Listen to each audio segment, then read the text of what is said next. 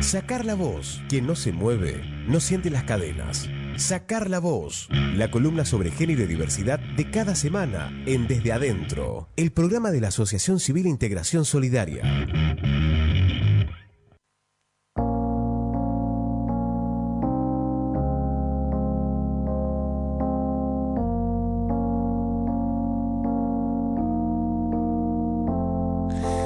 Respirar para sacar la voz, despegar tan lejos como un águila veloz. Respirar un futuro esplendor, cobra más sentido si lo creamos los dos. Liberarse de todo el pudor, tomar de las redes, no rendirse al opresor.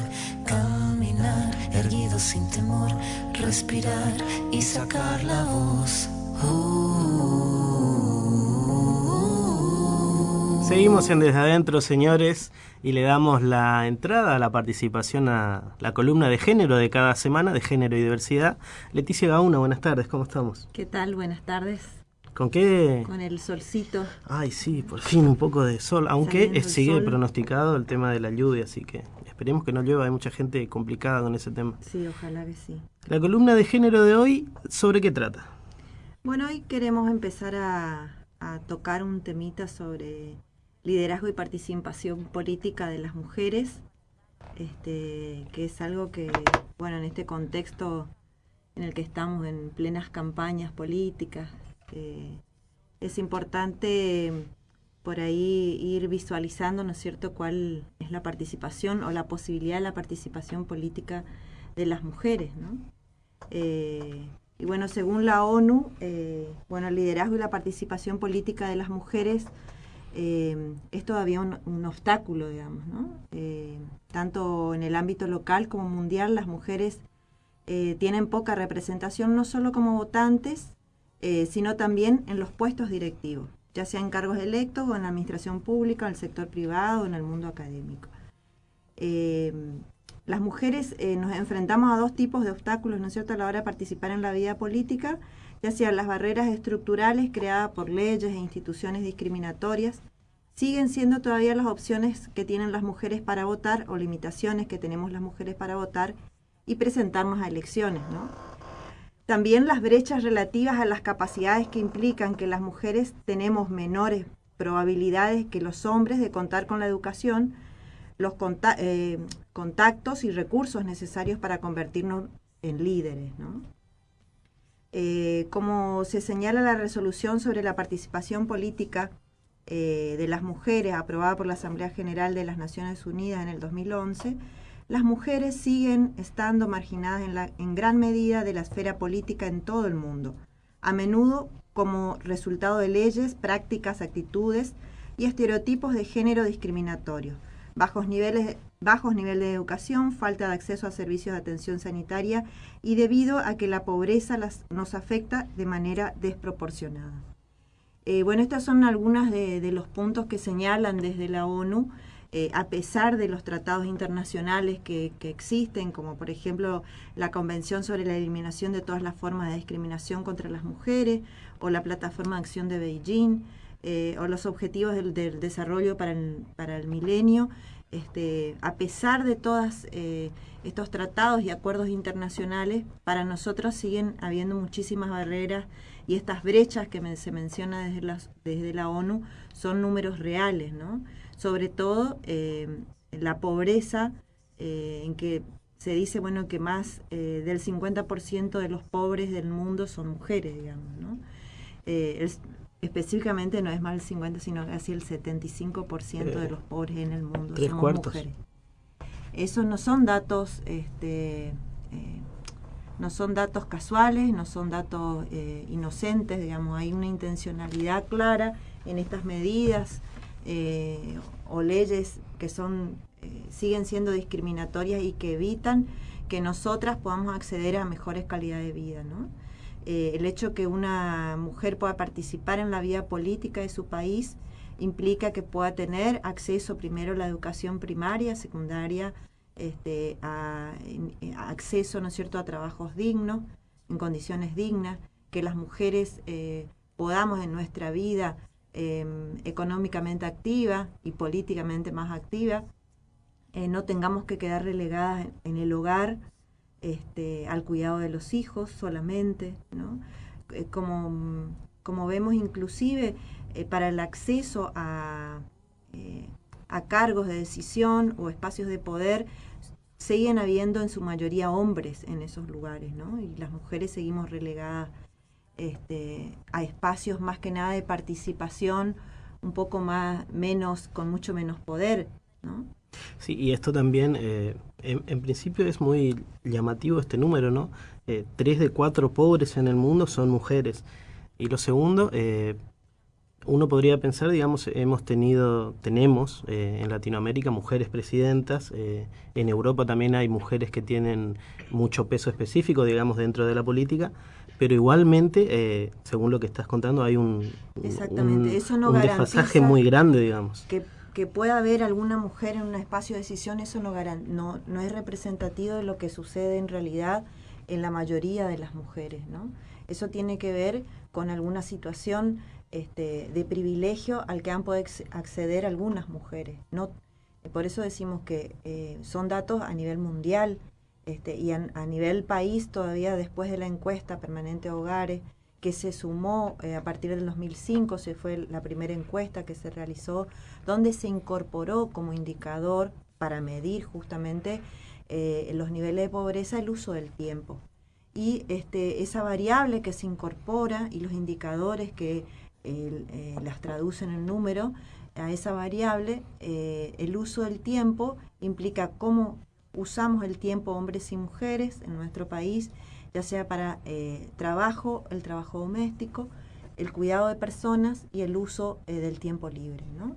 Y demuestra que los hombres tienen mucho más tiempo de uso en el tiempo libre, mucho menos horas en las tareas de la casa y en el cuidado de personas, ya sean niños, niñas, personas ancianas o con discapacidad, en detrimento de las horas, tiempo que le ponemos las mujeres a estas tareas, ¿no? Sigue siendo todavía esas tareas asignadas o estereotipadas exclusivamente para las mujeres, ¿no? Las mujeres tenemos, la encuesta que se hizo, por primera vez se hizo en Buenos Aires, donde de las horas decía que 1 hora y media un hombre dedicaba ese tiempo a esas tareas. En cambio, las mujeres destinaban de 4 horas y media a 6 horas diarias a esas tareas, digamos. Casi 4 veces más. Casi 4 veces más, ¿no? Bueno, habías dicho al principio que estamos en campaña porque hay elecciones próximamente y por lo que vos nos estás informando, quiere decir que para poder acceder o poder tener la oportunidad de tener un cargo, diríamos un liderazgo de una mujer, le cuesta 3 o 4 veces más de lo que a un hombre cualquiera, sea que tenga el nivel que tenga, tiene del sector más facilidad, político, claro, sea del sector político de que sea.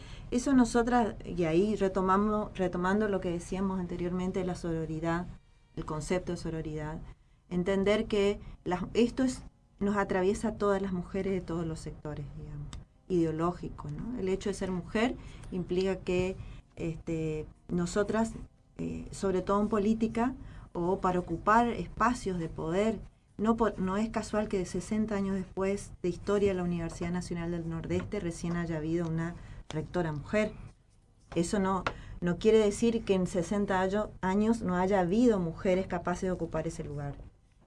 Sin dudas que sí, lo que pasa es que la situación y las brechas y los obstáculos que se han presentado para que las mujeres puedan acceder al cargo de decana y luego de rectora, le ha sido muy difícil, ¿no?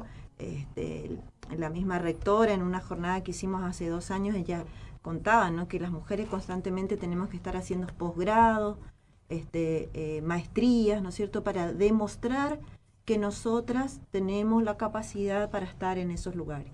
Nosotras siempre tenemos que estar demostrando que estamos preparadas para ocupar espacios de decisión y espacios de poder. Sucede lo mismo en la vida electoral de nuestro país y de muchísimos países del mundo, no solamente Latinoamérica.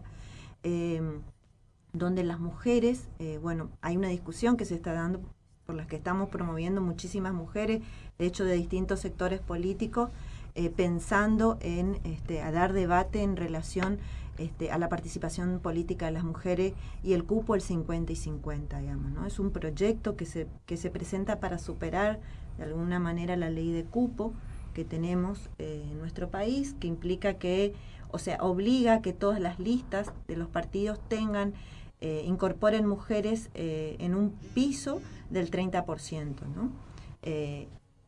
Esa medida proactiva, o algunos le llaman de discriminación positiva, a mí no me gusta llamarla así, porque en realidad son medidas transitorias que se ponen, ¿no?, para superar una situación concreta, en este caso una imposibilidad, una barrera que teníamos las mujeres de participar en la vida electoral de un país, ¿no? Entonces, para eso apareció la ley de cupo, que obliga, que inclusive hasta ahora, cuando a veces uno se va a hacer un taller, una charla, y le pregunto, bueno, ¿sigue siendo o no un obstáculo a la hora del armado de las listas el cupo?